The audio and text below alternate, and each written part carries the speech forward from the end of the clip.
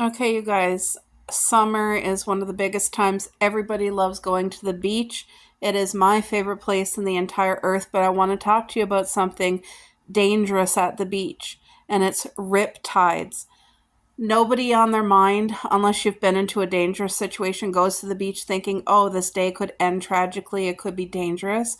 So I just want to bring this to everybody's attention because one of my really good girlfriends has a YouTube channel.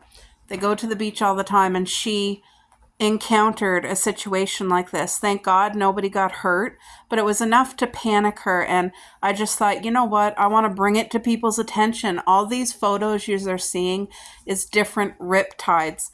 And your best thing to do when you go to the beach is to stand back and look at the water. When you're standing back looking at the water, is it all level? Does it all look the same? Or are you noticing that space in between? Because those rip currents, even a professional swimmer, somebody who is strong, it's such a big current. But I want you guys to know, if you ever do get stuck in a rip tide, just know they don't pull you under. It's a strong current and it will pull you out, but it will not pull you under the water. So, number one, once you realize what's happening, don't panic.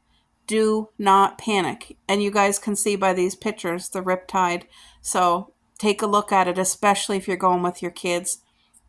But anyway, if you do get stuck in the riptide, number one, don't panic.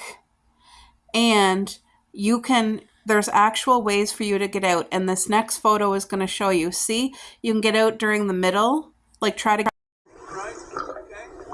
The thing is, learn how to tread water like you're doing right now, right? tread water once you realize you're in. Touch or be able to put yourself out on that curtain, you're gonna have to swim. And the easiest way is just with a nice side stroke and a couple of good kicks. You don't want to expend too much energy. No, you don't. It's about energy conservation. Energy conservation, guys. Don't wear yourself out. Yeah. Is that okay? Lay on your back. That's the best way to do it. Right? So putting on your back, like you said, maybe a little bit up on your side. Yep. Your children need to hear this Yep. and watch this video too.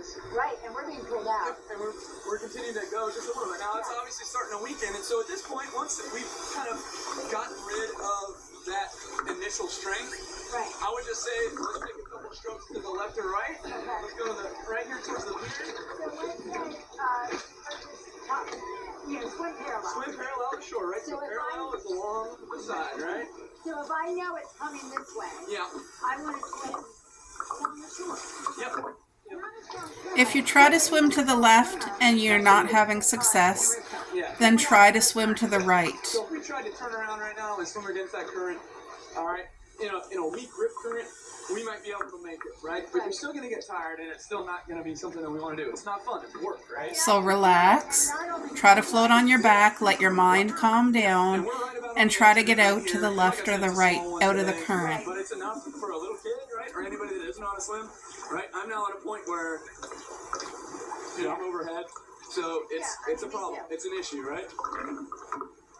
Right. Right. Yeah. So it's, you don't want to be over your head. Right. And lose strength. Right. So let's talk about a few other things. So we're swimming parallel. We're calm. Let's do calm, and we're doing. You could do some kind of floating Yep. like this, Yep. and show you that help. Yep. And then the other thing is to swim parallel to the shore. Yes, ma'am. Yep. Okay.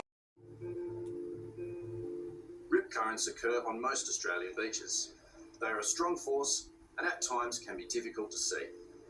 You might think you know how to spot a rip, but the fact is 70% of people can't. And 2 out of 3 people who think they can spot a rip get it wrong, sometimes with deadly consequences. Here's how a rip forms. When waves break on a beach, they push water towards the shoreline. Once that water reaches the shore, it has to find a way to get back out to sea. So it flows into the deeper channels and away from the shore. These deeper channels are called rip currents, or rips. Here are some examples of rips. They can behave and flow in different ways. They can be found against headlands,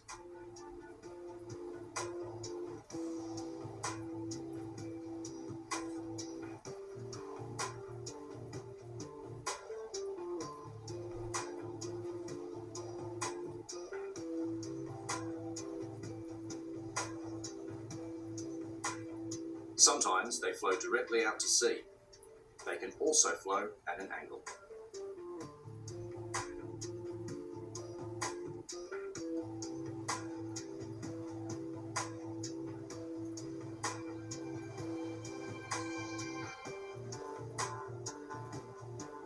Or the current may circulate back to shore.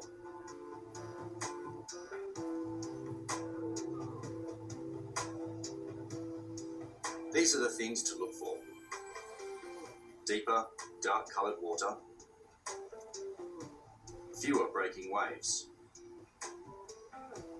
a rippled surface surrounded by smooth waters, anything floating out to sea, or foamy, discoloured, sandy water flowing out beyond the waves.